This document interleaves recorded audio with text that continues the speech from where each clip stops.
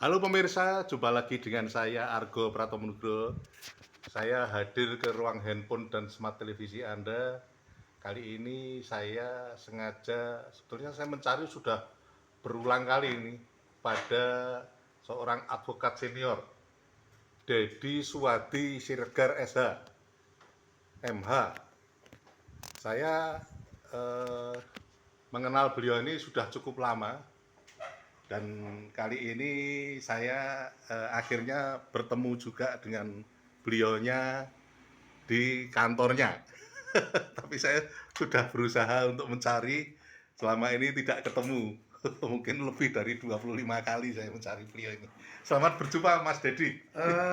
Selamat ketemu, selamat jumpa lagi Mas Argo. Wah, Mas Kayak Dedi. kita udah lama ya. Iya, saya mencari Anda berulang kali tidak ketemu ini. Ya maklum kita orang swasta ini kan agak dibilang sibuk, nggak sibuk dibilang. Iya. Tapi karena kita persahabatannya sudah cukup lama, saya kan lalu akhirnya ketemu juga itu dengan Anda ini.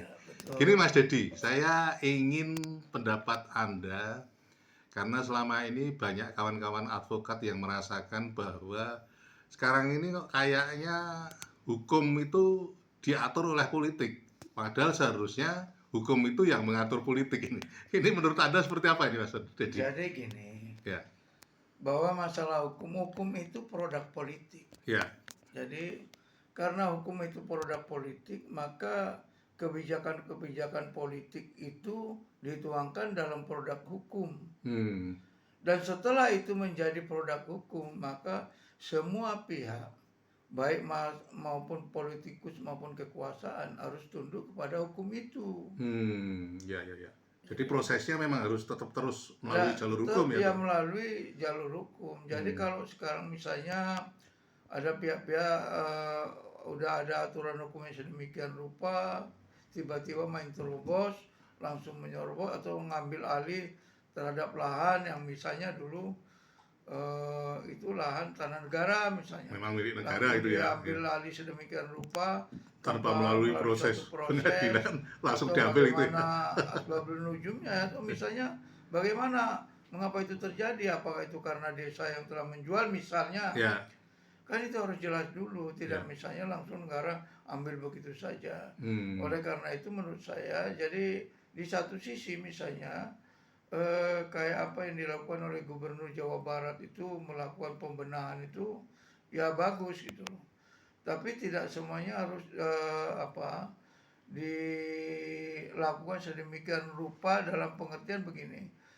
Harus jelas dulu Persoalan hukumnya. landasannya, masalahnya, mengapa dia membangun di sana, dasarnya apa, dia beli dari mana, itu harusnya ada verifikasi dulu sebelum dilakukan misalnya pembongkaran dan lain-lain, atas dasar apa, sehingga jelas dan runtut permasalahan yang ada. Tidak misalnya langsung tiba-tiba oh ini membangun di atas tanah negara langsung bongkar. Menurut saya tidak juga demikian. Padahal mungkin itu kesalahan aparatur, oknum aparatur negara itu oleh ya. karena itu dengan demikian kan harus jelas dulu, karena kita negara hukum, bukan negara kekuasaan. Ya. Dalam proses misalnya berkaitan karena kebutuhan mendesak itu juga harus dilihat gitu. Karena sebenarnya semua ruang itu sudah ada. Ruang masalah peluang untuk ketika ada persoalan hukumnya juga sudah ada. Kalau memang itu hal-hal yang kemudian masyarakat dirugikan, ya masyarakat juga berhak untuk menuntut. Baik menuntut kepada siapapun, menuntut pemerintah apapun menuntut negara, punya hak. Itulah hukum. Ya, ya. Jadi dalam hal ini ketika berbicara masalah hukum, maka semuanya itu mempunyai hak yang sama, sama kedudukannya di hadapan hukum. Ya, ya, ya. Nah, inilah yang menjadi penting ketika kita berbicara masalah proses penegakan hukum. Ya, ya, ya. Jangan sampai misalnya masyarakat dirugikan, karena pada dasarnya hukum itu dibuat dalam rangka untuk kesejahteraan rakyat. Jadi untuk kesejahteraan rakyat, untuk menata, mengatur tentang masalah kehidupan masyarakat berbangsa dan bernegara. Ya, ya. Terakhir Mas Dedi, Anda sebagai seorang advokat senior melihat masih tetap optimis nggak ini Indonesia ini nanti hukumnya jadi lebih baik gitu? Oh, saya masih optimis karena Optimis, memang landasan dasar negara kita adalah Rechtsstaat, Ya. berdasarkan hukum, bukan Maktab berdasarkan kekuasaan, dan itu sudah dituangkan dalam undang-undang dasar kita.